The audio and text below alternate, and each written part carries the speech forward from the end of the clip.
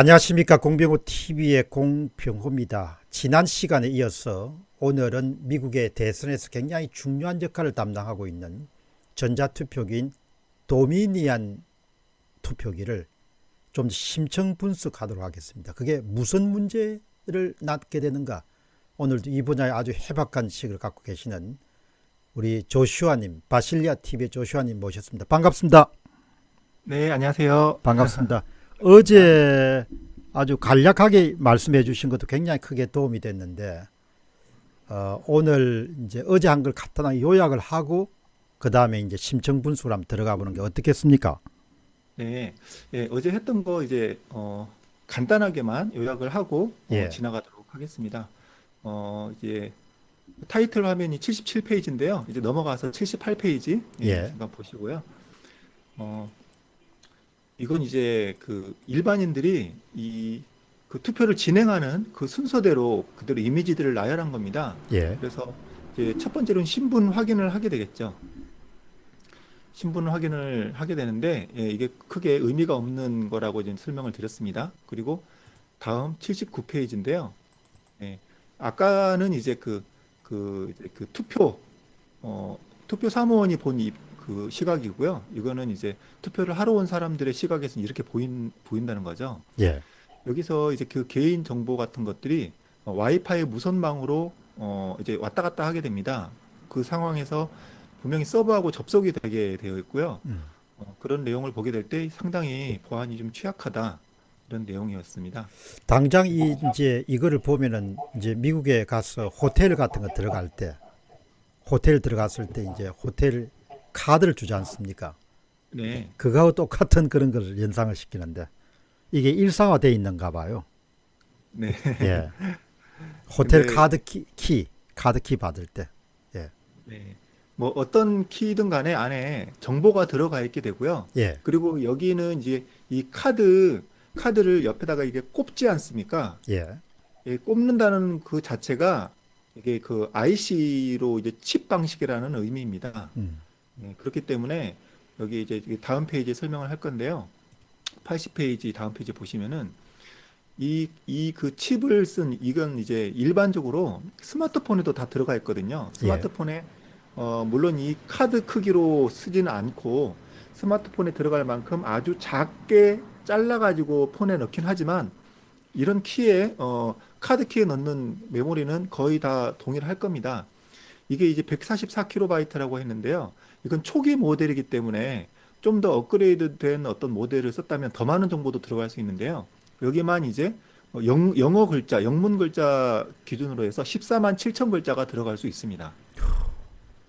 그러니까 여기에 이제 꼭 필요한 정보 외에 다른 것도 추가로 조작하기 위해서 넣을 수도 있다. 이런 음. 걸 이제 말씀드렸고요.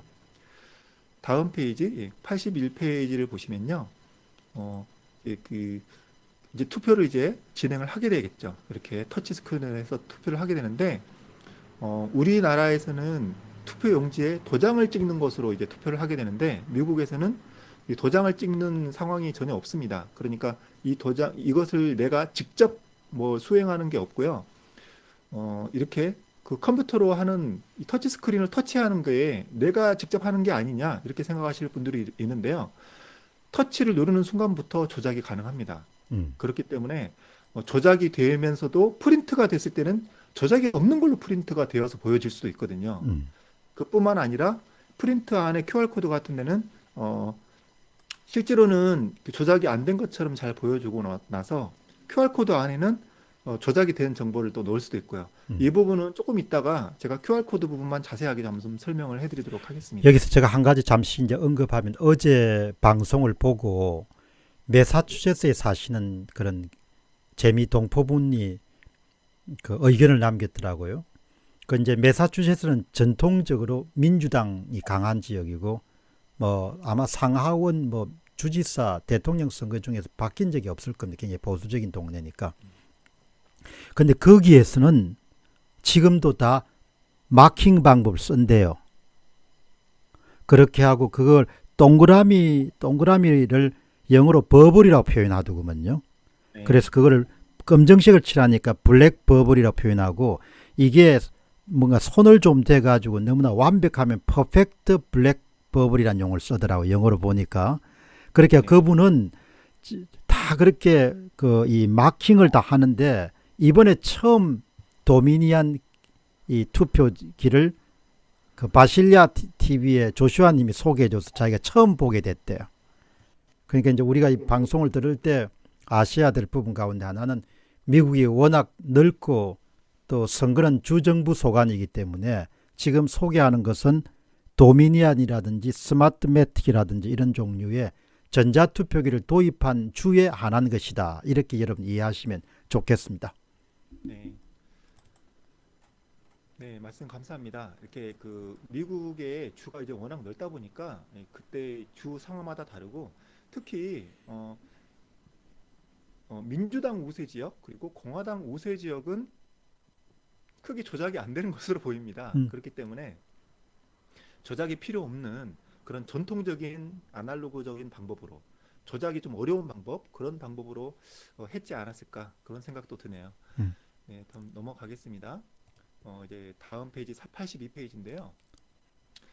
이제 어, 겉으로 보이기만 다를 뿐이지 프린터도 HP 프린터고 이게 길쭉한 이제 스마트 패드 이제 태블릿이라고 하는데 이 태블릿도 거의 동일 모델이라고 보여집니다. 왜냐하면 그 카드를 넣는 노란색의 그 투입구 노란색이 뭐 연두색 같이 보이기도 하는데요. 노란색 투입구가 똑같이 나와 있거든요.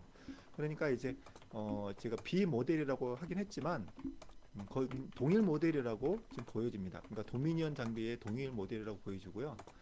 네, 다음 페이지도 넘어가도록 하겠습니다. 83페이지인데 83페이지 보시면 그 투표를 진행할 때 이런 식으로 뭐 대통령 선거, 뭐 상원의원 선거, 뭐 하원의원 선거 이런 식으로 해서 쭉 이제 이름들이 나오는데 조슈아님 소리가 좀 너무 작다고 이렇게 하는데 네, 음, 지금 한번 소리 내보시죠. 네, 제가 볼륨을 한번 예, 조정을 해보겠습니다. 제가 조절하면 됩니까? 오디오 믹스에서 네네, 거기서 일단 약간 최대한 네, 최대로 키워주시면 될 것 최대한 같습니다. 돼 있는데 여러분 어떻습니까? 네, 한번 보시고 목소리 한번 해보시죠. 네, 조슈아님 소리가 너무 작다고 그러는데 나는 좀 굉장히 클 거고 바로 예, 잘 조슈아님 소리 괜찮습니까? 오버. 조슈아님 소리 괜찮습니까? 조슈아님 소리 내보세요. 나는 괜찮으니까. 네, 네네, 네, 그 소리가 지금 잘 나오는지 모르겠는데요. 제가 자꾸 설정을 내보세요. 조금 네네, 네, 제가 좀 더 마이크를 가까이 해야 될 것 같습니다. 네, 지금은 잘 들리시는지 모르겠네요. 잘 들린대요. 똑같은가요? 예. 네, 아직 소리가 좀 작다는 이야기도 나오고 네, 음, 조슈아님 소리가 작대요 아직도. 네. 데스크탑 오디오를 약간 줄여보면 어떻습니까? 저 거를. 네. 그 제가 음. 네, 오디오는 줄였는데 그러면은 어떻게 해야 되지? 지금 좀 나은 것 같은데.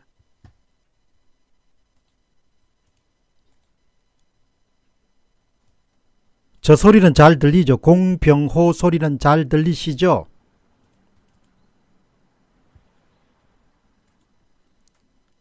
마이크를 가까이 해주시기 바랍니다. 노범성님.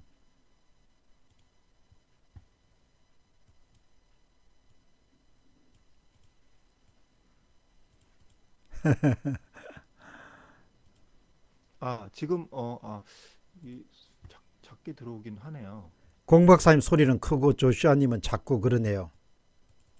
항상 처음처럼 님이.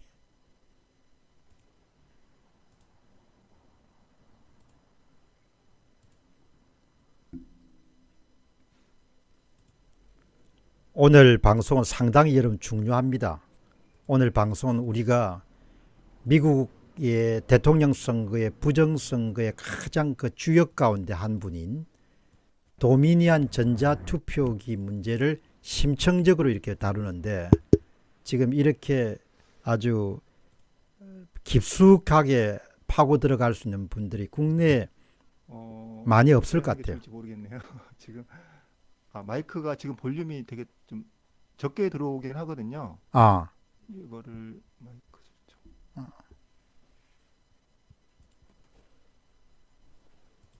막 여기 지금 뭐 다양한 의견이 나와요. 괜찮으니까 빨리 하라고 재촉하시는 분도 계시고, 뭐, 예. 미주중앙일보의 원영숙 기자님이 중요 내용을 보도했는데, 와, 사형될 자 많습니다. 예, 이번에 다 밝혀지게 되면 뭐 감방이 부족할 것 같아요.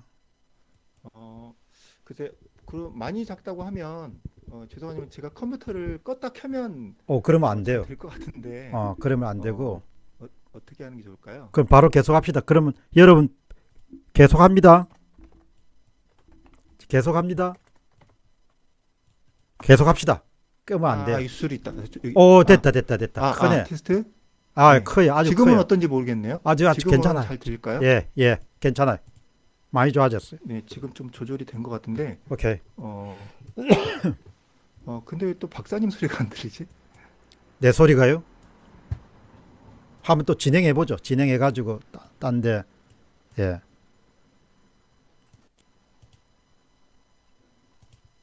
많이 좋아졌다는데.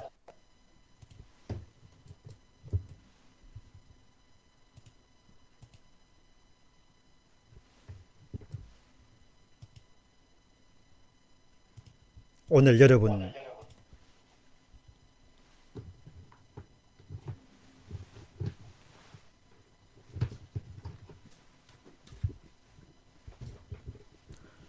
잠시만요. 오늘 제가 11시에 내보낸 방송 보셨죠?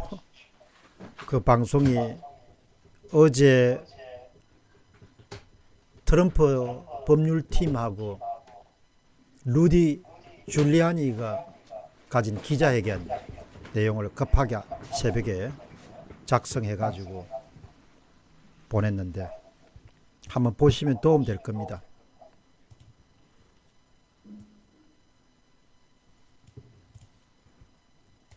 오늘도 루돌프 줄리아니가 한 이야기들이 한 2편 정도 더 나갈 거니까 한번 들어보시면은 명확하게 아실 겁니다. 그리고 예, 그래도 뭐 이렇게 목소리가 중요하니까 잘 들립니까? 네, 이제는 잘 되는 것 좋네요. 같은데요. 이제 괜찮죠? 네, 이제 갑시다. 예, 예, 예, 마이크도 잘 잘 들어오는 것 들린대요. 같은데, 예, 네, 잘 어떤지 들립니다. 모르겠네요. 오케이, 잘 네, 들리신대요. 오케이, 시작. 네, 네, 예, 죄송합니다. 이제 아이들이 좀 설정을 만졌나 본데요. 예, 네, 진행하도록 하겠습니다. 예, 진행합니다. 이게 38페이지를 보시면 이렇게 그 투표 진행 화면이 있는데, 우리나라 같으면은 그 지역구 투표용지 그리고 그 비례 투표용지 그리고 뭐 또 후보를 또 뽑을 일이 있으면 투표용지를 하나 더 받는 식으로 이렇게 진행이 되는데, 미국은 어떻게 보면 상당히 간편하죠. 한 화면 안에 뭐 대통령 선거, 상원 의원 선거 이런 식으로 쭉 이제 나와 있고 터치만 하면 이렇게 되게 돼 있습니다. 근데 어제도 잠깐 설명을 드렸지만 이 터치를 한다고 해서 내가 이 후보를 선택을 한 게 아닙니다. 이게 그 무슨 말이냐면 이 컴퓨터의 내부의 신호는 어떻게 돌아가냐면 이, 이 터치하는 패드에 얘가 눌렀는지를 그 판독하고 결정을 내리는 장치가 있는 게 아니고요.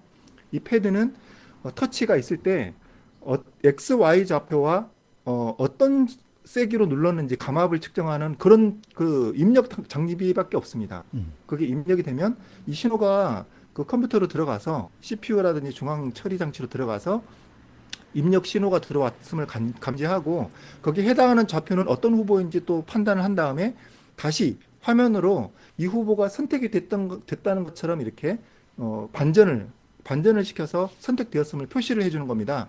이런 일련의 과정들이 우리는 순식간에 이제 일어났기 때문에 내가 이걸 눌러서 선택했다고 생각을 하게 되는데 전혀 그게 아니고요. 원래 이 부정이 없는 제대로 된 전자 투표기라고 한다면 이걸 눌렀을 그 정보가 제대로 다 들어가야 되는 게 맞습니다. 음, 그렇지만 그게 어제도 잠깐 말씀드렸지만 이 전자 시스템 컴퓨터는 너무나도 정확하고 0.1%뿐만이 아니라 0.0001%의 오차도 절대 나오지 않게 돼 있습니다. 그런데 어떻게 조작이 일어나느냐면 이런 게 조작이 일어날 수밖에 없도록 프로그램을 집어넣으면 조작이 일어나게 된다는 겁니다. 이게 아주 취약점입니다. 그렇기 때문에 미국의 이 선거는 아예 이 종이라든지 도장을 찍는다는 어떤 그 수동작이 거의 없어져 버렸기 때문에 이건 조작의 위험이 아주 높은 우리나라의 경우는 전자 개표기라고 하는데요. 미국은 개표를 포함한 모든 시스템이 다 컴퓨터로 돌아가기 때문에 전자 투표기다 이렇게 보시면 될 것 같습니다. 예, 다음 페이지로 이제 넘어가겠습니다. 다음 84페이지인데요. 이제 투표 용지를 이제 인쇄를 하게 되겠죠. 인쇄를 한데 잠시 후에 QR코드에 대해서 좀 더 집중적으로 다뤄보도록 하겠습니다. 근데 어쨌든 가장 큰 문제점이 뭐냐면 이 QR코드가 어떤 식으로 조작이 돼도 일반인들은 알 수가 없다는 겁니다. 이걸 보고 이게 무슨 글자구나 하고 인쇄할 수 있는 사람 아무도 없겠죠. 그리고 심지어는 스마트폰으로 이걸 확인을 해도 확인이 안 될 수도 있다는 겁니다. 이 부분은 조금 이따가 좀 더 자세하게 설명을 해드리도록 하겠습니다. 그 다음에 이제 이걸 85페이지를 이제 보시면 스캐너를 통해서 이제 집어넣게 되는데요. 이건 이제 스캐너이지만 스캐너를 통해서 종이를 투표용지를 집어넣으면 스캔돼서 이미지가 저장이 되면서 또 아래로 탁 떨어지면서 투표용지를 보관하는 그 함이 밑에는 이제 함인데요. 이 두 가지가 이게 연결된 형태로 되어 있는데 밑에는 그냥 단순한 통입니다. 투표용지를 보관하는 단순한 통이고 위에 있는 기계 같은 복잡한 부분이 이게 바로 이제 스캐너인데요. 근데 이 도미니언 시스템은 스캐너만 있는 게 아니라 여기 컴퓨터가 다 들어가 있습니다. 전산적인 시스템이 다 들어가 있고 어떤 후보를 선택해서 뽑고 거기에 대한 한 것을 프린트하는 프린트 연결 장비까지 프린터를 컨트롤하는 장비까지 다 들어있는 겁니다. 그러니까 이 도미니언 시스템에서 선이 이렇게 나와가지고 연결된 그 터치 스크린에서 이제 그 후보를 선택하게 되는데 그 터치 스크린에 아마 뭐 일부 전산적인 장비가 있을 가능성도 있지만 대부분 저 시스템에 다 들어가 있을 것으로 생각이 됩니다.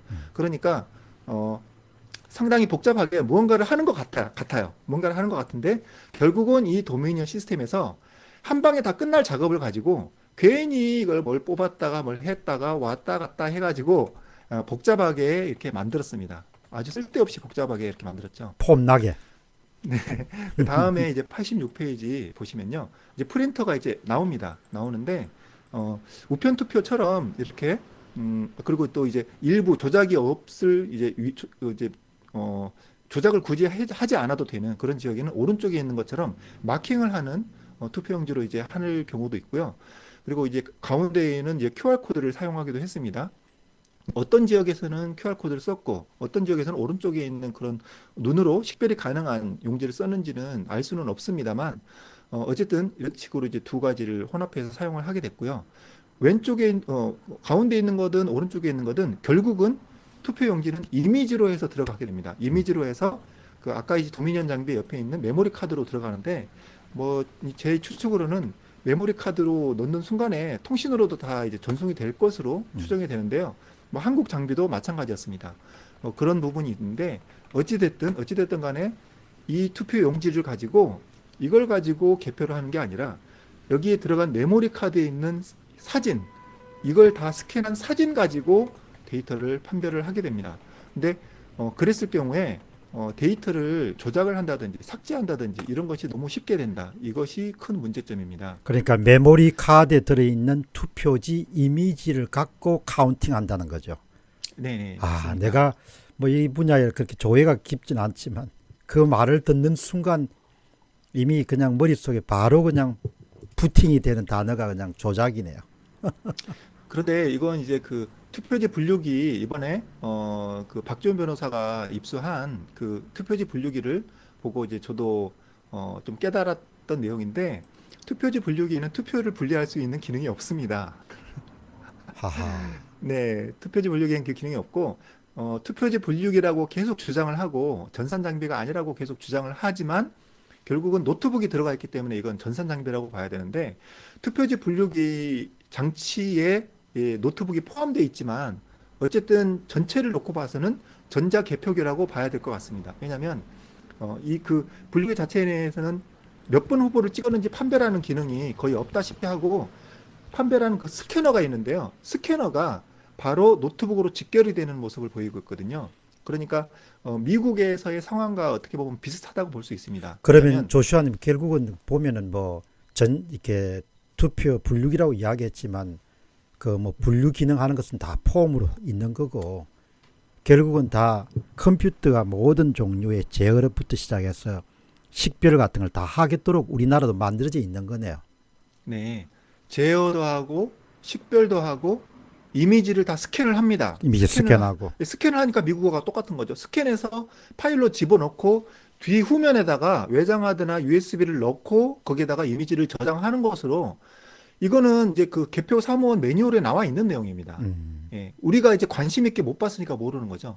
혹은 또 노트북에도 중복 저장돼서 아니면 한꺼번에 나중에 USB 메모리로 맞네요. 복사를 그러니까 그 한다든지. USB 네. 메모리를 대개 지역선거관리위원회에 캐비넷 안에 보관한다고 했으니까 그거네요. 네. 음. 그 어떤 데에서는 뭐 금고에 보관하는 데도 있고요. 음. 어떤 데서는 제가 어디라고 말을 해도 되겠는지 모르겠는데 그 구리선관위 같은 경우는요. 예. 그 사무국장 서랍에 있다고 하더라고요. 음. 뭐 이런 식으로 국민들의 소중한 선거 정보들이 뭐 그냥 이렇게 뭐 방치되면서 보관되고 있습니다. 음. 네, 그 다음에 그 87페이지 잠깐 보시죠. 87페이지 보시면은 이런 식으로 87페이지. 이제 이 수개표라고 제가 써놓긴 했는데 사실은 이게 수개표가 아닙니다. 이런 식으로 이제 그 장수 같은 걸 확인한 다음에 그 다음에 결국은 스캐너 장비로 또 다시 집어넣거든요. 그렇기 때문에 엄밀한 의미의 수개표는 아닌데 제가 왜 수개표로 했냐면은 수개표처럼 보이기 때문에 수개표를 일단 썼습니다. 음. 가짜 수개표인 거죠. 네. 이런 식으로 해서 손으로 무언가 하는 동작을 계속 합니다. 음. 사실상 이건 이미 스캔이 되었거나 나중에도 스캔이 될 거거든요. 음. 근데 숫자로 이걸 확인하고 세고 하는 그 동작이 전혀 필요 없습니다. 음. 사실은 결국 이런 모든 동작들이 다 필요 없는 거. 터치 스크린을 누르는 순간 데이터가 이미 되거든요. 음. 그 모든 데이터가 바로 서버로 가면 끝나는 일입니다. 음. 정말 쓸데없이 프린트를 하고 숫자를 세고 이걸 확인해 가지고 집어넣고 하는 일련의 그 과정들을 대량의 비용과 인력들을 투입해 가지고 하고 있는데 이렇게 하는 이유는 뭐냐? 순식간에 이 그 투표가 끝난 시점에서 이미 그 투표 용지를 이미지를 데이터를 판독을 한다고 해도 지금 이 그 구글이라든지 이미지 판독하는 이 시스템이 그 인공지능 수준이 너무 높아졌기 때문에 뭐 1시간도 필요 없고요. 한 10분 내면 끝날 거라고 봅니다. 음. 그러니까 투표가 끝나는 시점에서 이미 정보는 다 나옵니다. 음. 그럼 숫자가 이렇게 쭉쭉쭉 올라가는 거 뭐냐? 우편 투표도 있지만은 그 당일 투표의 경우는 그냥 보여주기식입니다. 원래는 몇 표 정도로 확 올라간 상태에서 시작을 해야 되는데 쭉쭉쭉 올라가는 것이 그냥 이런 식으로 우리는 개표 작업을 조작 실행하게. 없이 열심히 하고 있다. 이런 걸 보여주는 거라고 보시면 될 것 같습니다. 그러니까 이게 다 필요 없는 짓을 지금 하고 있는 거네, 그죠? 그 많은 사람 동원해 가지고 네. 그냥 터치하는 우리나라도 순간에 네. 그냥 센스 이제 이미지 스캔을 통해 가지고 투표지 이미지가 다 입력돼서 모든 게 다 결정 난 건데 이걸 네. 가지고 폼을 잡고 그렇게 하는 거네. 아유 참. 근데 아마도 이제 그 뭐 미국 연방 선관위도 마찬가지겠지만 점점 전자투표로 100% 전자투표로 갈 겁니다. 그러면서 이제 하는 얘기는 막대한 예산을 절감할 수 있다. 인력을 줄일 수 있다. 이렇게 계속 이야기하면서 그 앞서의 터치 스크린 터치를 하자마자 바로 그 정보들이 취합이 돼서 그 이제 방송국 모니터에 이제 송출이 되는 식으로 이런 식으로 가능하다. 이미 기술적으로 가능하고 지금도 마음만 먹으면 프로그램만 조금만 이제 손보면 바로 되는 거거든요. 근데 굳이 지금 그걸 이야기하지 않고 이렇게 돈을 많이 쓸 겁니다. 이렇게 수개표 하는 것처럼 보여서 돈을 많이 쓴 다음에 이 많은 돈을 예산을 절감할 수 있습니다. 라는 식으로 얘기하면서 나중에는 어떻게 되느냐면 이미 우리나라에서도 시험 서비스는 계속 하고 있는데요. 스마트폰으로 누르고 끝내버릴 겁니다. 이걸. 그런 식으로 될 거거든요. 이렇게 되면은 조작이 안 된다는 식으로 계속 여러 가지를 이야기를 할 겁니다. 그런데 그 부분에 대해서 어떤 또 부분이 취약한지 그것도 나중에 좀 추가로 좀 설명을 해드리겠습니다. 어쨌든 현재로서는 좀 귀찮고 번거롭지만 일반적으로 이렇게 컴퓨터를 이용한다면은 뭐 반나절 만에 끝날 걸 하루나 하루 약간 더 걸릴 수 있지만 그 잠깐 동안 더 기다리는 것에 비해서 그 확보되는 장점들이 이 투표에 대한 조작의 가능성을 상당히 많이 줄일 수 있다는 측면에서 수개표가 현재로서는 답이다.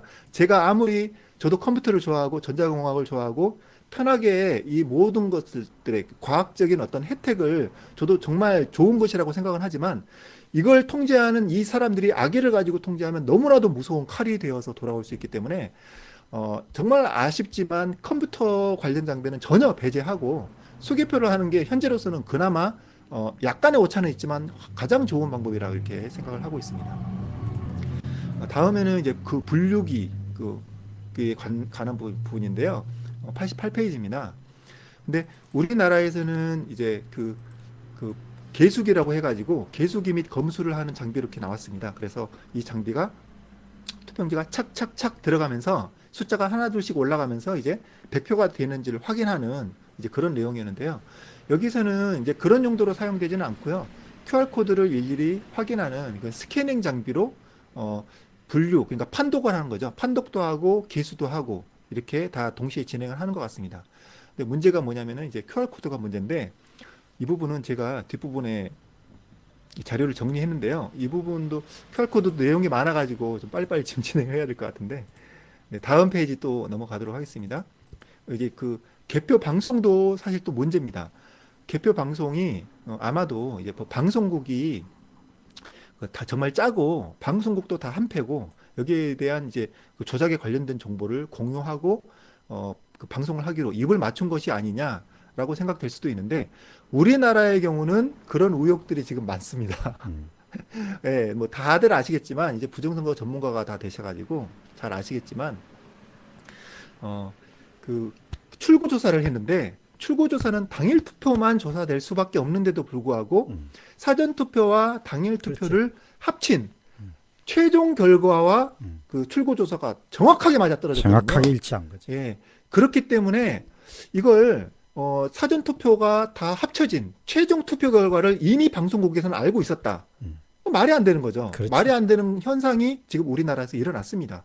그렇기 때문에 언론에서도 한패일 수 있다. 라고 하기에는 너무 이제 증거가 세기 때문에 그냥 한패라고 그냥 말씀드리겠습니다. 그렇기 때문에 이 언론에서도 부정선거에 대한 내용을 발표를 하게 되면 분명히 이 당일 출구조사에 대한 이 내용과 이걸 왜 언론에서 그대로 발표를 했는가에 대한 책임이 대두될 수밖에 없기 때문에 우리나라의 언론에서 특히 뭐 벨라루스라든지 미국이라든지 다른 나라에서는 그래도 보수 언론에서는 발표를 하는데 우리나라의 보수 언론도 입을 닫고 있는 걸 보면은 분명히 이거 그 사전 투표와 혼합이 된 내용으로 출구조사를 발표했다는 이 내용으로 언론이 뭔가 같이 짰든지 아니면 이걸 자기들이 실수를 했더라도 책임론에 있어서 뭔가 이제 어려움이 있기 때문에 언론에서 이 부정선거를 좀 제대로 보도를 하지 않는 것이 아닌가 이런 생각도 좀 해봅니다. 어쨌든 이제 미국의 개표 방송은 이런 문제점들이 있습니다. 개표 그 진행 중에 분명히 투표 용지들이 무단으로 막 이제 들어왔고 거기에 대한 조작에 대한 내용들이 계속 나오고 있는데 이게 이제 그 투표 방송을 여러분들 봤지만 우리나라 투표 방송이나 미국 투표 방송이나 똑같습니다.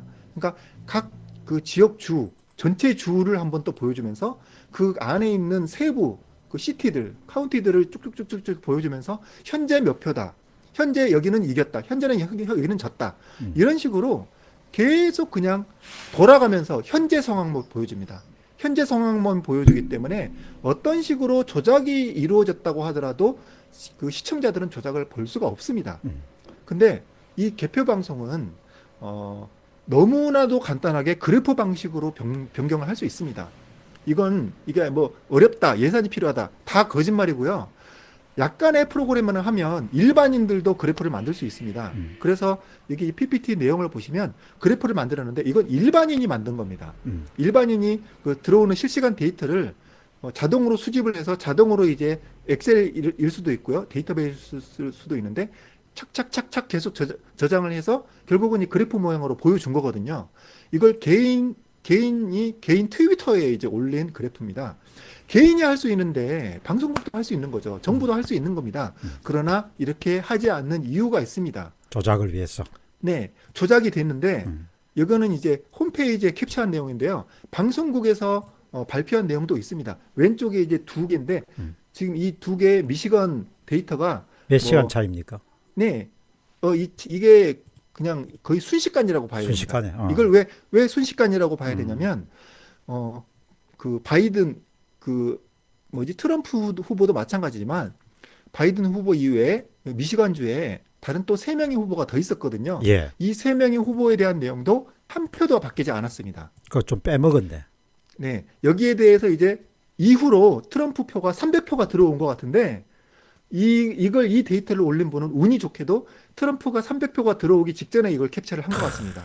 찰나의 순간에 캡처를 기가 막히게 했는데 이게 지금 이렇게 되는 겁니다. 그래프를 이제 그러니까 첫 번째, 두 번째 표를 지나서 가운데 이 표를 보시면 이 파란 게 그러니까 빨간색 그래프와 파란색 그래프가 쭉쭉쭉 올라가다가 파란색이 탁 튀어 오르는 게 보이는데 예. 그걸 확대한 게 빨간색 이제 그 사각형으로 테두리를 한 게 확대를 한 겁니다.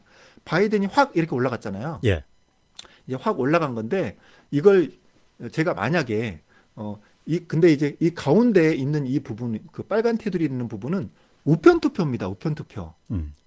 우편 투표에 관한 조작입니다. 그러니까 왼쪽에 있는 미시간주의 두 표하고 상관없는 별도의 겁니다. 예, 그걸 이제 알아주셨으면 좋겠습니다. 그러니까 왼쪽에 수치로 표현된 거하고는 완전히 별개의 사건이라는 이야기죠. 네네. 그러니까 이건 이 부분을 좀 보셔야 되는 게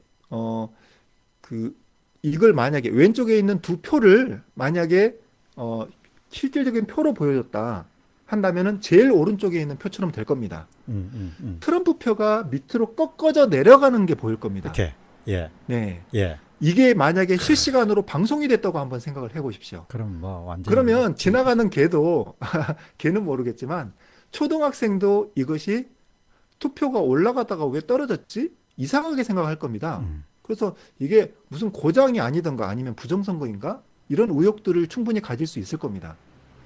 이게 말이 안 되는 거죠. 개표를 하다가 표가 계속 늘어나긴 늘어나지 이렇게 팍 줄어들 일은 없거든요.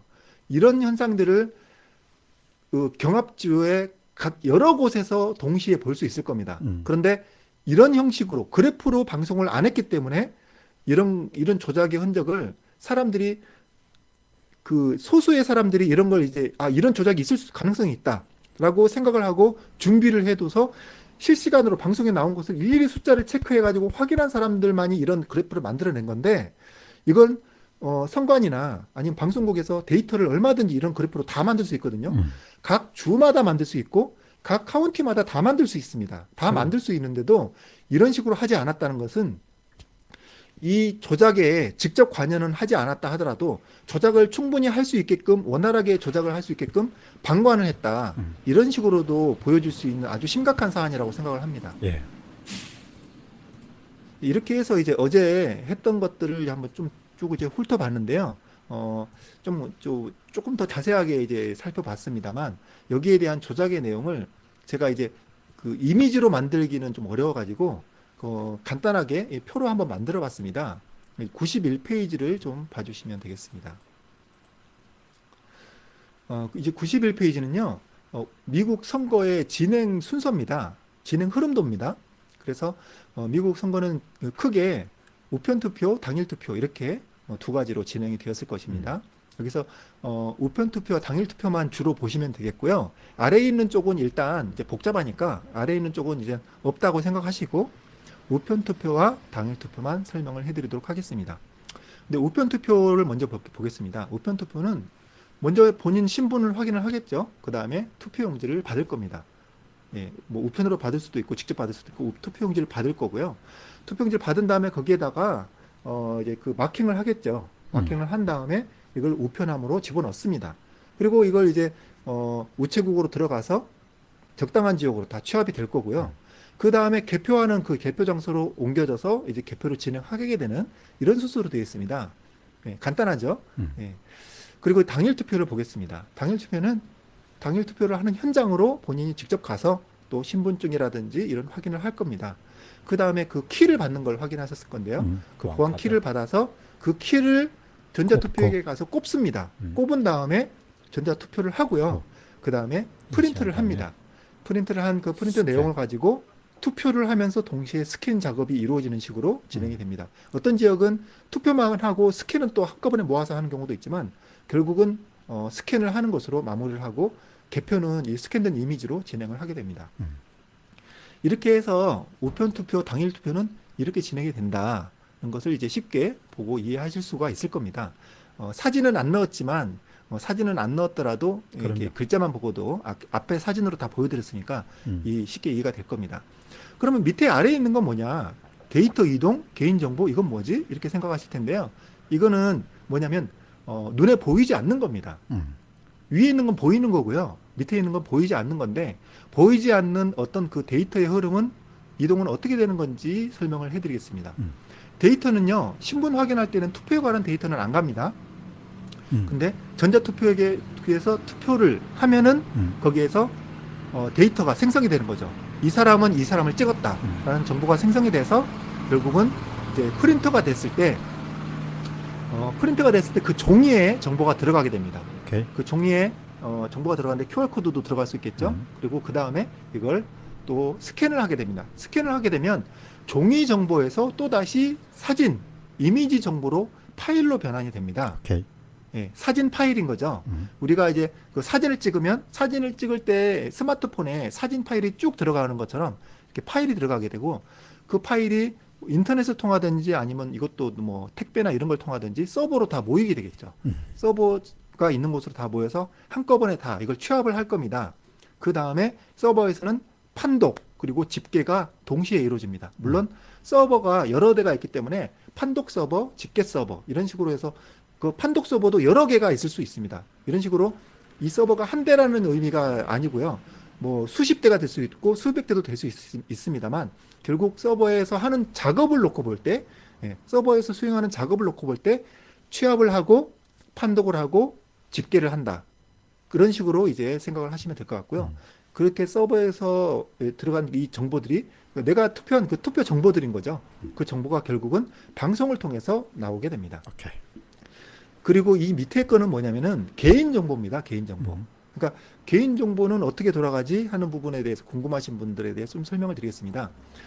위에 데이터 이동에서는 내 개인정보는 안 나와 있거든요. 근데 개인정보는 사실상 이렇게 흘러가고 있습니다. 뭐냐면 내가 신분증을 보여줬잖아요.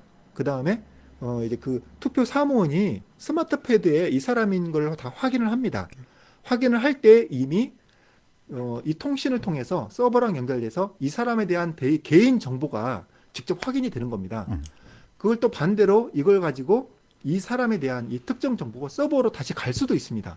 이게 이 도미니언 장비가 스마트 패드 쪽하고 연결이 현장에서 될 수도 있고요. 현장에서 통신을 통해서 될 수도 있고 현장에서 굳이 되지 않는다 하더라도 이 개인 정보들하고 나중에 투표용지 이미지가 판독된 데이터들이 결합이 되면 누가 누구 찍었는지도 다 조합이 되게 되거든요. 너무 간단합니다. 이거. 그럼 비밀선거 위반. 너무 간단합니다. 비밀선거 위반인데 아마 이건 아주 비밀스럽게 진행할 겁니다. 아마도 이 정보들을 따로따로 제3국으로 보내서 제3국에서 이걸 연결하는 작업을 할 수도 있을 것이라고 추정이 됩니다. 아니 그래 스톱. 그러니까 줄리아니 변호사 이야기가 도미니안에서 생성된 정보가 바다를 건너갔대요. 네. 그 독일에서 다 컴퓨팅되고 집계되는 일들이 다 이루어졌다. 그런 게 있을 수 있느냐고 그렇게 이야기하던데 그 이야기네요. 네.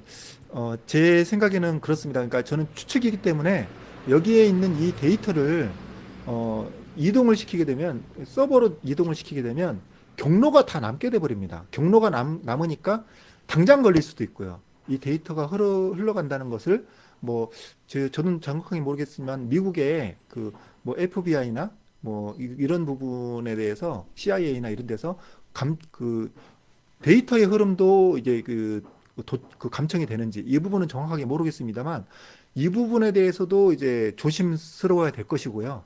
그리고 서버에서 서버로 이동하게 되면 보내는 서버에도 기록이 남고 받는 서버에도 기록이 남기 때문에 USB라든지 이런 식으로 이제 안에 집어넣어서 이걸 실물을 이제 이동하는 게 어떻게 보면은 구식이지만 또 상당히 안전할 수도 있습니다. 그렇게 해도 이제 볼 수가 있겠네요. 그런데 뭐 기본적으로 전번 시간도 말씀드렸지만 그날 그 미국에서 대선 개표 과정에서 독일 프랑크푸르트에 트래픽이 급등했다는 거 아닙니까? 그런 건 네, 굉장히 중요한 증거겠네. 네. 바로 그런 겁니다. 바로 그런 걸 가지고 이제 그 조작의 실마리를 단서를 찾아서 그럼 이 트래픽이 일어난 근원지는 어디냐라고 하면 또 IP 번호를 알 수 있고 IP 번호를 알면 주소도 알 수 있고 또 서버도 알 수 있고 이런 식으로 또 추적을 해 들어갈 수 있거든요. 그게 트럼프 변호인 측의 트위터에 떴더라고요. 그래프로 네, 해가지고 노란 배경을 해가지고 초등학생도 알 수 있게끔 그냥 완전히 마천루처럼 팍 쳤더구먼요. 그냥 네, 나 참. 네. 그래서 그 다음 페이지를 이제 보시면요, 92페이지인데 이게 글자들이 너무 많아집니다. 그래서 아, 이게 왜 이렇게 복잡해 하면서 이제 바로 그냥 안 보고 싶으신 분들도 있을 텐데 어, 이제 노란색만 보면 됩니다. 노란색 글자. 그런데 너무 이제 네, 이런 거를 자꾸 안 보려고 하니까 선정하고 선동을 당하잖아. 이런 걸 자꾸 봐야 네, 되는데. 네. 예, 네, 말씀해 그래서 주십시오. 제가 일부러 하얀색 글자 먼저 보여드렸고 그 예. 다음에 노란색 글자를 추가한 겁니다. 음, 이제는 하얀색 글자는 그냥 없다 생각하시고 노란색 글자만 보시면 되겠습니다. 음, 자, 그런데요, 이게 중요한 게 있습니다. 우편 투표와 당일 투표가 아주 크게 다른 점이 있습니다.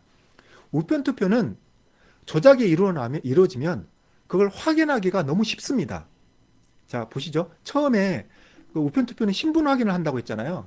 여기서부터 이제 조작이 들어갑니다. 가짜 신분증이 막 나왔잖아요. 미국이나 그 대만이라고 했나요? 어디서 어딘지 모르겠지만 미국이나 대만 쪽에서 보낸 것 같은 이 가짜 신분증이 2만 개가 나왔지 않습니까? 이런 식으로 증거들이 실물 증거가 이제 막 나옵니다. 음, 그리고 그 투표용지 쪽으로 이제 투표를 하는 부분에 있어서는 이거를 그 우편함에 넣을 때 중간에 이걸 받아가요. 제가 대신 넣어드릴게요 하면서 어떤 데는 수고비를 받기도 하고 그러니까 표를 사는 거죠 한마디로. 이걸 사가지고 중간에 가로챕니다. 그래가지고 이걸 임의로 개봉을 했다가 봐서 트럼프 표면은 폐기해버리고 트럼프 표가 아니면 그대로 티 안 나게 밀봉을 해서 집어넣는다든지 그런 내용으로 그리고 또 폐기를 할 때도 땅에 묻는다든지 그런 거 뭐 계속 나왔잖아요. 저도 이제 그런 정보들 사진들을 계속 또 보고 있는데 그런 식으로 폐기되기도 하고 잘게 또 잘라서 폐기하기도 하고 이런 식으로 눈으로 볼 수 있는 증거들이 나오게 됩니다. 음. 그러니까 우편 투표는 조작기가 이게 쉽지가 않은 거죠. 그리고 이제 우체국으로 간다 했을 때 우리나라에서도 뭐 100만 장 가까이 경로가 불분명한 이상한 게 나왔는데 이게 아마 미국에서도 똑같이 일어날 겁니다. 제 생각에는 아마 이게 똑같이 나올 겁니다. 송신처와 이제 수신처가 명확하지 않고 그 음. 경로가 이상하게 되어 있는 그런 이제 우표 내용들이 상당히 그 우편 그 데이터가 많이 나올 거라고 생각이 됩니다. 그리고 마지막으로 어, 진짜 이 우편 그 봉투가 제대로 된 처리가 됐는지 안 됐는지도 불분명한 대규모의 우편 투표의 내용지, 그러니까 그 투표 용지만 들어온 것 같은데 대량으로 막 쏟아져 들어온 거죠. 이런 것도 지금 발각이 됐습니다. 뭐 일부에서는 뭐 페라리로 싣고 들어왔다 이런 그렇죠. 예, 예, 한 증언도 새벽 있는데요. 3시나 4시 정도 그렇게 네, 해가지고 미시간주 같은 경우는 13만 표 차로 갑자기 바이든이 이기는데 그 디트로이트 시청의 제시 제시 제이콥이라는 그 시청 직원이 그런 그 진술서를 썼더구먼요. 그냥 네, 그게 막 들어오면서 그 다음에 역전이 되기 시작했다고 그렇게 이야기하고 네, 그 다음에 또 중복 투표를 많이 했대요. 네, 그러니까 이런 그 당일 투표를 한 다음에 그 다음에 위에서 지시가 내려와 가지고 또 뭐 다른 그 부재자 투표 한 사람이 한 번 더 당일 투표를 한다든지 자우튼 네, 참. 네. 그런데 예, 이렇게 해서 우편 투표에 대한 조작에 대해서 설명을 했는데요. 뭐 이거 말고도 또 많이 찾을 수가 있을 겁니다. 근데 당일 투표를 한번 보세요. 당일 투표는요. 어떻게 조작이 되는지 일반인들이 알 방법이 전혀 없습니다. 음, 제가 물음표를 했는데 물음표 신분을 확인하고요. 보안카드를 받고 전자투표기에 들어가서 카드를 꽂고 난 다음에 투표를 하고요. 음, 인쇄를 하고 거기에 대해서 이제 투표함에다가 집어넣으면서 동시에 스캔이 되는 음. 이 모든 과정에서 이걸 눈으로 확인을 하는 방법이 하나도 없다. 없습니다. 하나도 없고. 없습니다. 전혀 없습니다. 그러니까 이건 조작이 없네라고 투표를 하는 사람이 인식을 할 수밖에 없습니다. 음, 드러내지 않거든요. 그럼 드러내지 않는 그 배후에는 어떤 식으로 조작이 가능한지를 제가 설명을 해드리겠습니다. 그 밑에 데이터 이동이라는 부분에 노란색 글자를 한번 보십시오. 음, 처음에 그 전자투표, 여기 투표기부터 시작합니다. 그 널찍한, 세로로 널찍한 그 화면, 투표기부터인데요. 여기서부터 이제, 조작이 들어갈 수 있습니다. 이게 지금 인터넷이 통신이 되느냐 안 되느냐 이걸 지금 확실하지가 않은데 이 부분에 대한 이제 확인이 아마 이루어져야 될 겁니다. 근데 여기서부터 통신이 만약에 되었다면 거기서부터 이제 조작이 들어갈 가능성이 있고요. 음. 그 다음에 인쇄가 되면 QR코드의 조작이 일어날 수가 거고 있습니다. 그리고 스캔할 때는 스캔할 때는 스캔한 이미지들을 파일들을 삭제를 할 수도 있고요. 오케이. 그리고 이동할 수 있고. 판독할 때 바이든 그 트럼프 표인데 바이든 표로 음, 조작하는 게 얼마든지 가능합니다. 음, 이건 판독 조작이라고 하기보다는 어쨌든 뭐 예, 이렇게도 볼 수가 있고 집계 조작은 뭐냐면 얼마든지 이 숫자를 이 숫자로 숫자만 바꿔버리는 겁니다. 음, 판독 조작은 뭐 이미지에 관련된 부분도 이제 어느 정도는 손을 볼 수 있지만 집계 조작은 간단하게 그냥 마지막에 방송국에 발표되기 직전에 서버상에서 숫자만 간단하게 그냥 여기는 뭐 빼기 20만 장, 여기는 더하기 20만 장. 음, 이런 식으로 그냥 뒤바꿔 쳐버리는 겁니다. 음, 숫자만 바꾸는 겁니다. 예를 들면은 여러분이 엑셀을 이제 쓰시는 분들이 많을 텐데 엑셀에서 그 계산을 쭉 하잖아요. 오늘 매입 쭉 계산하고 오늘 매출 쭉 계산하는데 마지막에 총 합계가 나오는데 그 총 합계가 오늘 뭐 매출이 100만 원이다 이렇게 나올 수 있겠죠. 매출 100만 원에서 그냥 그 매출 그냥 120만 원으로 끝에 것만 숫자만 바꿔버리는 거랑 똑같습니다. 음. 말도 안 되게 그냥 마지막 것만 살짝만 바꿔버리면 중간에 과정은 다 소용이 없게 돼버립니다. 이런 식으로 이제 조작이 이루어질 수 있고요. 마지막에는 이제 송출이 되면서 조작이 전혀 이루어지지 않은 것처럼 자연스럽게 아주 사람을 정신없게 만드는 거죠. 여기 주 보여주고 저쪽에 주 보여주고 그리고 또 각 지역의 주거 보여주고 절대 그래프로는 보여주지 않습니다. 현재 멈추어져 있는 정지된 그 숫자만 보여주기 때문에 이건 거의 은폐라고 좀 볼 수 있을 것 같고요. 제가 이제 봤을 때 미국에서 뭐 미국에서뿐만 아니라 모든 부분에서 조작이 가장 쉬운 것은 서버에서의 조작입니다. 집계 조작이 가장 쉽습니다. 음. 그렇기 때문에 아마도 이걸 순식간에 뭐 그냥 뭐 1분, 2분만 해도 미국에 있는 전 지역에 당일 투표된 이 전자투표기를 이용한 데이터는 순식간에 다 처리를 끝내버립니다. 그러니까 당일 투표한 건 미국 전 지역에서 트럼프 몇 표, 바이든 몇 표 하고 그냥 결과가 나옵니다. 근데 그렇게 하지 않고 꾸준히 조금씩 이제 늘려가는 식으로 얘기를 했거든요. 아마도 제 생각에는 서버에서 집계 조작, 끝에서 두 번째죠. 집계 조작으로 했을 가능성이 상당히 크다고 봅니다. 그러니까 지금 말씀하시는 게 상당히 설득력이 있는 게 그 트럼프 이 리드가 계속되니까 뭐 위스콘신, 뭐 조지아, 무슨 미시간, 펜실베니아 모든 주에서 새벽이나 아침 정도에 완전히 다 뒤집기를 해버리거든요. 네. 그러니까 조금 한 게 아니고 서버에서 뭔가 이렇게 손을 댈 가능성이 굉장히 높은 것 같아요. 네. 근데 그 제가 이제 이야기하는 부분은 여기 복숭아 우리나라도 가만 계시고 복숭아님이 하셨는데 새벽 개표 라이브를 봤는데 갑자기 숫자가 무섭게 올라가더라고요. 바이든 거가.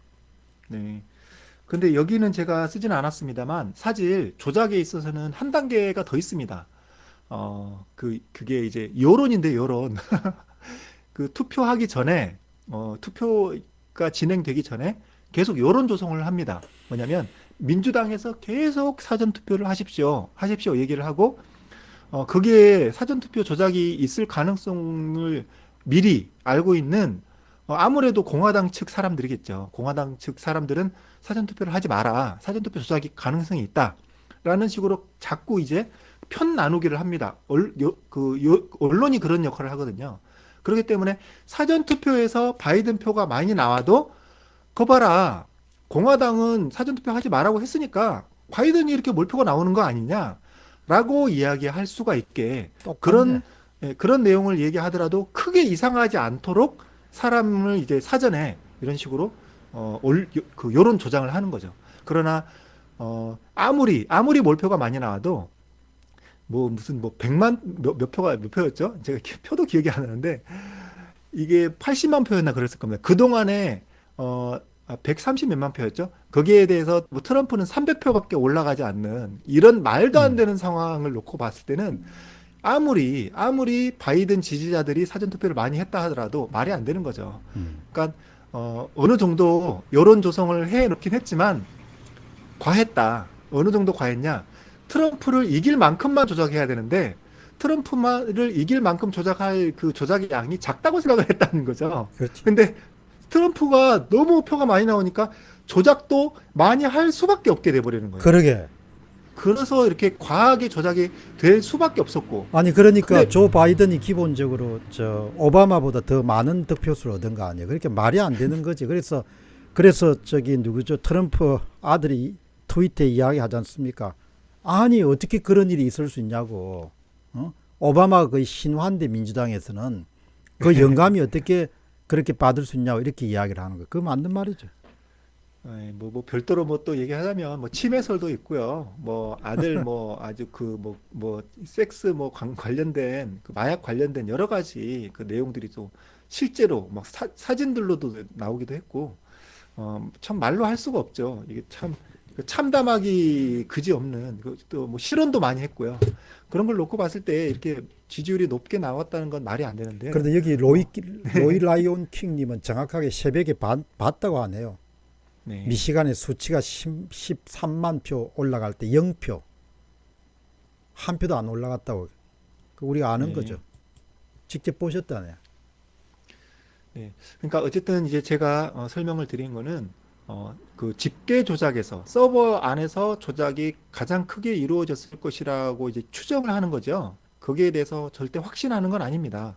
그리고 나머지 부분에서도 다 조작이 일어날 가능성은 있습니다. 그렇기 어, 때문에 만약에 이 부정선거라는 것이 어느 정도 이제 심정이 거의 굳어져서 거의 확정 단계로 가서 이제 제대로 된 수사가 진행된다고 한다면 우편 투표도 첫 그 프로세스로 이 과정 단계별로 봤을 때 첫 번째 단계부터 끝 단계까지 다 훑어봐야 될 겁니다. 음. 당일 투표도 첫 번째 단계부터 서버에서 방송국에 방송되는 데까지 다 연결고리를 다 살펴봐야 될 것으로 생각이 됩니다. 예, 광고 하나 제가 드리고 나갈게요. 여기 지금 로이 라이온 킹님이 그 알람이 안 온다고 그렇게 말씀하셨는데 지금 아마 알람이 거의 차단당하는 것 같아요. 내가 볼 때는. 그러니까 추천 영상 같은 것도 엄청나게 줄이려고 하니까 뭐 이게 지금 미국에 의해서 문제되듯이 그 페이스북이란 트위터라든지 유튜브들이 사실 언론을 굉장히 장악하고 굉장히 통제를 많이 하는 것 같아요. 아마 부정선거를 이렇게 많이 이야기하는 사람들에 대해서 특별한 대우를 지금 아마 하고 있지 않느냐 그렇게 의심을 하고 있습니다. 특별 대우를 지금 받고 있으니까 여러분들이 방송을 보시면은 밴드나 SNS 같은데 이렇게 좀 공개를 해가지고 많은 분들이 좀 볼 수 있도록 그렇게 해주셨으면 좋겠습니다. 자, 이야기하시죠. 네. 다음 어, 주제로 나가기는 좀 시간이 많지 않습니까? 그러게 제가 중간에 마이크 문제도 좀 있었기도 한데, 아니죠. 어, 그런데 QR코드 문제는 다음에 좀 다루면서 조금 더 집중적으로 다루는 게 안 낫겠습니까? 네, 알겠습니다. 그러면 그래도 요 시간 조금 이제 거의 되긴 했는데요. 예, 조금 설명이 조금 덜 된 부분이 있으니까 마무리를 좀 그렇게 하겠습니다. 하죠. 예. 네, 그리고 만약에 가능하면 QR코드에 대해서 살짝 맛보기만 예고편을 좀 하도록 그렇게 하겠습니다. 하시고 또 다음에는 네, 또 특별 세션으로 텍사스 주정부에서 도미니안을 왜 리젝트했는지 그것도 기술적으로 분석해가 말씀을 좀 해주시죠. 네, 예, 알겠습니다. 음.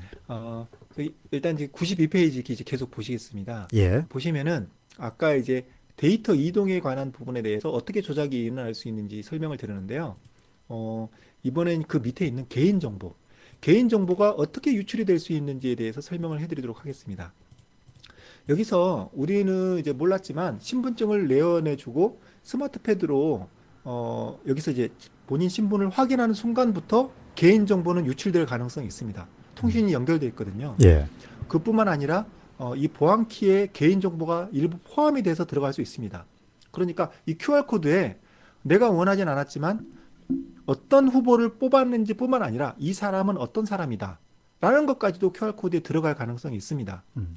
물론 거기에 대해서 직접 넣으면 상당히 위험하니까 숨겨진 일련 코드가 있을 수 있습니다. 숨겨진 일련 번호. 숨겨진 일련 번호를 만들어 놓고요. 예를 들면은 그 개인 신분 확인할 때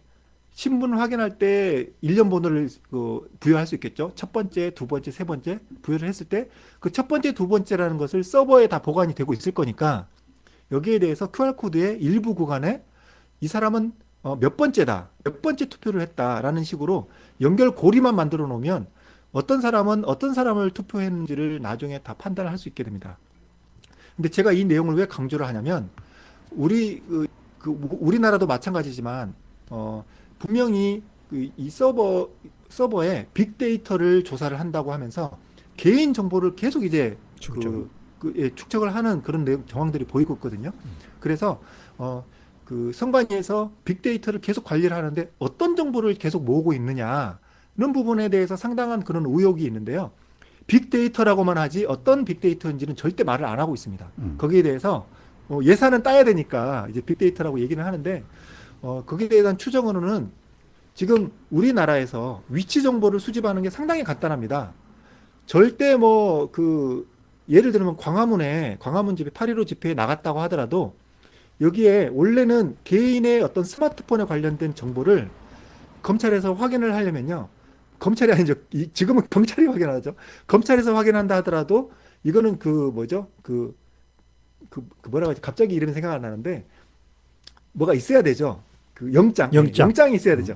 영장이 있어야 개인 스마트폰의 정보를 수집을 할 수 있습니다. 근데 이게 저도 몰랐는데 이번에 알게 되는데 이제 그 영장이 없어도 수집을 할 수 있는 곳이 국정원이라고 하더라고요. 그래서 선관위하고 국정원하고 연관성이 있습니다. 그런 식으로 또 다 이게 연결이 되어 있는데 어쨌든 선관위에서는 그런 막강한 권한을 갖고 있습니다. 거기에 대해서 그럼 그게 말이 되냐? 어떻게 그게 가능하냐라고 이야기하실 수 있는데 쓰레기장에서 찾은 그 개인 유튜버 사찰 문건이 이미 공개되어 있습니다. 그걸 놓고 봐서 선관위는 임의로 이 사람이 선거에 관련된 범죄를 저지를 수 있을 거라고 생각이 됐을 경우에 사실 선거에 관련된 범죄가 아님에도 불구하고 그런 식으로 유혹을 그냥 얘기해버리고 그냥 영장을 마음대로 특정해가지고 다 그냥 스마트폰 관련된 정보를 수집을 합니다. 그건 이미 확인이 되는데 거기에 대해서 너무 황당해가지고 유튜버들이 이거 우리가 가만히 있으면 안 되겠다. 고소를 해야 되는 거 아니냐 이런 식으로 얘기를 했는데 본인이 선거에 관련된 이미 고소가 걸려 있었기 때문에 여러 가지 문제로 거기에 대한 고소를 진행을 하지 못했습니다. 그게 상당히 안타깝지만 어쨌든 그때 이미 확인이 된 겁니다. 정부의 일개 어떤 기관이 본인이 원하면 스마트폰 데이터를 다 가져갈 수 있다. 그런데 잠시만 네. 기다려. 여기 이제 많은 분들이 조지아에서 바이든이 승리한 것을 말씀하시는데 여러분들 네. 조지아가 한국 상황하고 똑같습니다. 어떤 문제가 발생했는가 하니까 이번에 트럼프 측에서는 불법 투표지하고 합법 투표지를 찾아내는 작업을 동시에 벌리자고 했는데 이번에 조지아 주의 주지사하고 국무장관이 그냥 우리 지금 대법원이나 중앙선거관리위원회가 주장하는 것처럼 불법이고 합법이고 관계없이 그냥 단순 수개표만 하겠습니다. 이렇게 해가지고 강행을 한 겁니다. 아마 두 사람은 앞으로 좀 추운데 갈 것 같아요. 추운데. 아마 제 생각에는 추운데 갈 것이 거의 확실해요. 린 우드란 그런 변호사가 이번에 고소를 하면서 그러니까 한국 상황하고 똑같습니다. 그러니까 이번에 트럼프 측에서는 유령표나 이런 것이 많이 투입됐으니까 사인 대조, 신분증 대조 같은 절차를 거쳐가지고 불법 투표지는 가려내고 합법화된 투표지만 가지고 카운팅을 하자.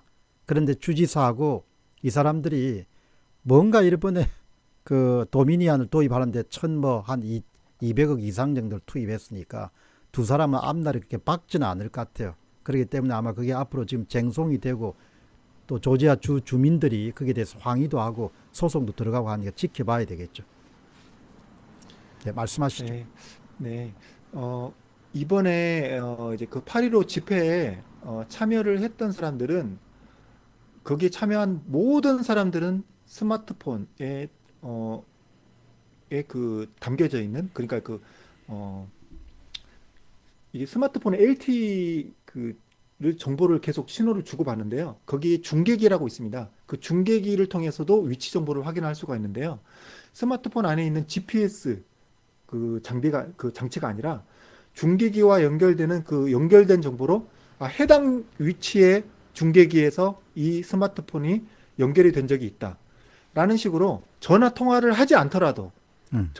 하지 않더라도 위치를 다 파악을 할 수가 있게 되는데 거기에 대한 모든 정보가 지금 어, 정부가 이걸 파악을 해가지고 예를 들면 그런 거죠. 뭐 경찰이든 아니면은 뭐 질병관리청이든 어떤 정부의 일기 기관에서 국민들의 이 개인 정보를 마음대로 이제 이걸 확인을 할 수 있게 됩니다.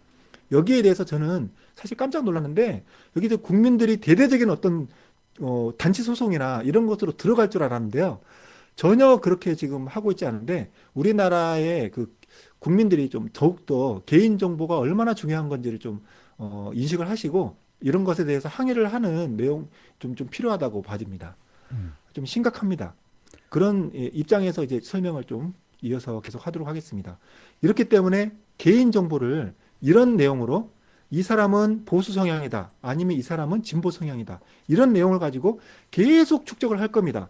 이번에 다 스마트폰 번호 다 유출이 됐거든요. 그리고 개인정보 다 유출됐고 집으로 다 이런 내용들이 전달이 됐습니다. 그리고 뭐 그 보건소에서 찾아와서 강제 검사를 하기도 하고 여러 가지 그런 해프닝이 있었는데 거기에 대한 내용 정보들이 빅데이터라는 건 뭐냐면 모든 데이터를 다 모은다는 얘기입니다. 일단 모아요. 모으는 게 빅데이터입니다. 모은 다음에 분석은 나중에 합니다. 그럼 분석을 어떻게 하느냐? 이 8.15 집회에 참여했던 사람들은 어떠한 투표의 정치 성향을 보일 것인가 라는 부분입니다. 그 별로 어렵지 않죠. 이런 식으로 모든 정보들을 수집하는 겁니다. 그러면은 나중에 뭐 집회에 관한 것이라든지 투표에 관한 것이라든지 이런 어떤 정부의 어떤 정책들이나 행동들을 할 때 이런 사람들은 배제를 하는 그런 일들이 앞으로 속출을 하게 될 겁니다. 그런 부분이 상당히 우려가 되는 부분이고 이런 부분 때문에 이런 투표의 과정에서 선거 과정에서 개인정보의 유출 가능성이 있는 부분에 대해서 꼭 확인을 해야 됩니다.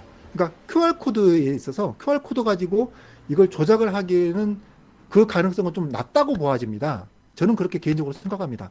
QR코드를 통해서 크게 이 후보를 조작을 하는 조작의 내용을 가능성은 적습니다. 다른 부분에서 조작할 수 있는 쉬운 방법이 너무 많거든요. 많기 때문에. 하지만 QR코드는 개인정보를 포함을 시켜서 이 사람이 누구를 뽑았는지에 대한 개인 성향 수집이 너무나도 쉽습니다. 음. 그걸 하기 위해서 어떠한 그 조작을 할 수 있는지에 대해서 다음 시간에 이 QR코드에 대해서 집중해서 예. 설명을 드리도록 하겠습니다. 내일은 이제 토요일이니까 토요일 날 네, 12시부터는 조금 시간이 좀 약간 넉넉하지 않습니까? 그래서 내일은 네, 조금 더 네. 주제를 그래서 꼭 그 텍사스 주정부에서 거부한 것도 한번 꼭 분석을 한번 해 주셨으면 좋을 것 같습니다. 네, 그러면 말씀하신 내용과 함께 예. QR코드 내용은 다음 시간에 좀 길긴 한데 한 시간까지는 되지는 않을 수도 있거든요. 예. 그러니까 그 두 가지 내용으로 내일은 진행하는 내일은 것으로 점심 시간이 준비하겠습니다. 없으니까 좀 길게 할 수도 있을 것 같거든요. 네, 자, 알겠습니다. 어떻든 고맙습니다. 예. 감사합니다. 네, 수고하셨습니다. 예. 여러분, 이런 방송을 어디서 들을 수 있겠습니까? 이제 조슈아 님이 아주 이론도 박지만 또 이 실물을 다루는 능력이 굉장히 탁월하기 때문에 이렇게 깊숙이 들여다볼 수 있는 그런 걸 이렇게 우리에게 제공할 수 있었거든요. 어떻든 정말 진실을 향해서 나아가는 일종의 여행길이니까 그래서 어떻든 여러분들이 옳은 거가 뭔가 틀리는 가 뭔가 이런 부분을 정확히 아시려면은 공병호 TV를 항상 가까이 하시면은 진실에 조금 더 한 발자국 더 다가설 수 있지 않겠느냐 그렇게 생각합니다. 그리고 이제 요즘에는 그런 뭐 전반적인 우파 유튜브들이 마찬가지겠지만 그런 트래픽이나 이런 부분을 통제를 많이 받기 때문에 여러분들이 좋은 그런 공병호 TV의 영상물을 보시거나 그렇게 하면은 밴드나 SNS 같은 데 많이 이렇게 노출을 시켜주시고요. 그 다음 또 여러분들 시간 되시면은 지금 스마트폰에 구글 검색이나 이런 데 보시면은 자유수호.net 같은 경우를 누르시게 되면은 그냥 바로 자유수호라는 그런 플랫폼에 접속할 수 있고, 또 그 안에 들어가면은 공병호 TV나 또 공데일리를 그냥 앱을 다운로드 받을 수 있는 방법도 많고 하니까 다음에 한번 여러분 참조하셨으면 좋겠습니다. 어쨌든 여러분들 점심시간 오늘 주말이니까 잘 마무리하시고 좋은 시간 가지시기 바랍니다. 감사합니다.